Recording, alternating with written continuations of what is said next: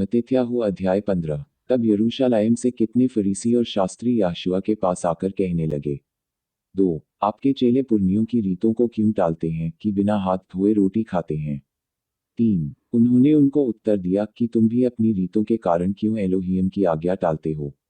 4 क्योंकि एलोहियम ने कहा था कि अपने पिता और अपनी माता का आदर करना, और जो कोई पिता या माता को बुरा कहे वह मार डाला जाए। 5 पर तुम कहते हो कि यदि कोई अपने पिता या माता से कहे कि जो कुछ तुझे मुझसे लाभ पहुंच सकता था वह एलोहियम को भेंट चढ़ाई जा चुकी। 6 तो वह अपने पिता का आदर न करे, सो तुमने अपनी रीतों के कारण एलोहियम का वचन टाल दिया। 7 हे कपटियों, यशायाहू ने तुम्हारे विषय में यह भविष्यवाणी ठीक की।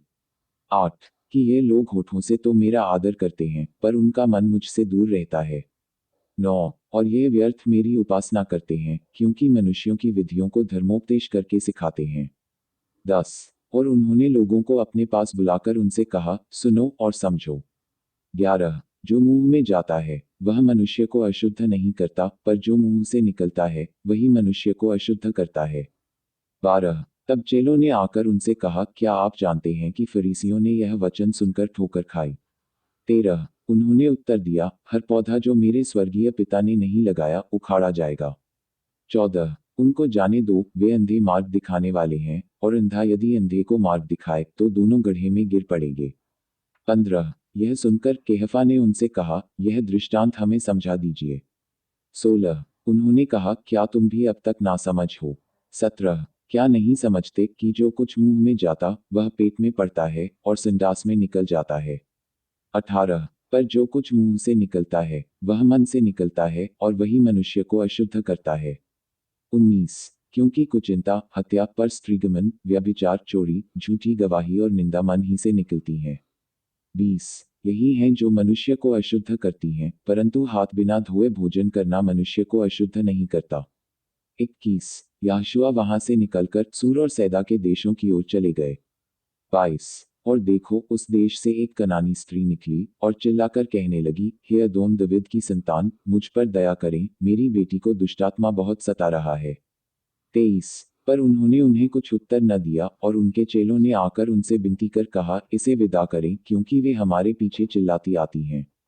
24 उन्होंने उत्तर दिया कि इस्राएल के घराने की खोई हुई भेड़ों को छोड़ मैं किसी के पास नहीं भेजा गया। 25 पर वे आई और उन्हें प्रणाम करके कहने लगी, हे अदोन, मेरी सहायता कीजिए। 26 उन्होंने उत्तर दिया कि लड़कों की रोटी लेकर कुत्तों के आगे डालना अच्छा नहीं। 27 उन्होंने कहा, सत्य है अदोन, पर कुत्ते भी वह चूरचार खाते हैं जो उनके स्वामियों की मेज से गिरते हैं। 28 इस पर यहोशुआ ने उनको उत्तर देकर कहा कि हे स्त्री, तुम्हारा विश्वास बड़ा है, जैसा तुम चाहती हो तुम्हारे लिए वैसा ही हो, और उनकी बेटी उसी घड़ी से चंगी हो गई। 29 यहोशुआ वहां से चलकर गलील की झील के पास आए और पहाड़ पर चढ़कर वहां बैठ गए।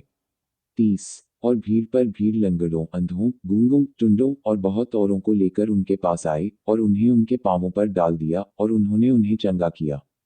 31 सो जब लोगों ने देखा कि गूंगे बोलते और टुंडे चंगे होते और लंगड़े चलते और अंधे देखते हैं, तो अचंभा करके इसराइल के एलोहियम की बड़ाई की।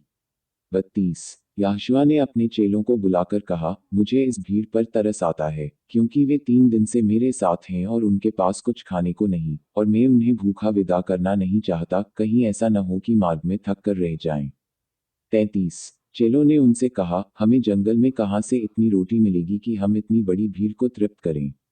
34 यहोशुआ ने उनसे पूछा, तुम्हारे पास कितनी रोटियां हैं। उन्होंने कहा, 7 और थोड़ी सी छोटी मछलियां। 35 तब उन्होंने लोगों को भूमि पर बैठने की आज्ञा दी। 36 और उन 7 रोटियों और मछलियों को ले धन्यवाद करके तोड़ा और अपने चेलों को देते गए और चेले लोगों को। 37 सो सब खाकर तृप्त हो गए और बचे हुए टुकड़ों से भरे हुए 7 टोकरे उठाए। 38 और खाने वाले स्त्रियों और बालकों को छोड़ 4000 पुरुष थे। 39 तब वे भीड़ को विदा करके नाव पर चढ़ गए और मगदन देश के सिवानों में आए।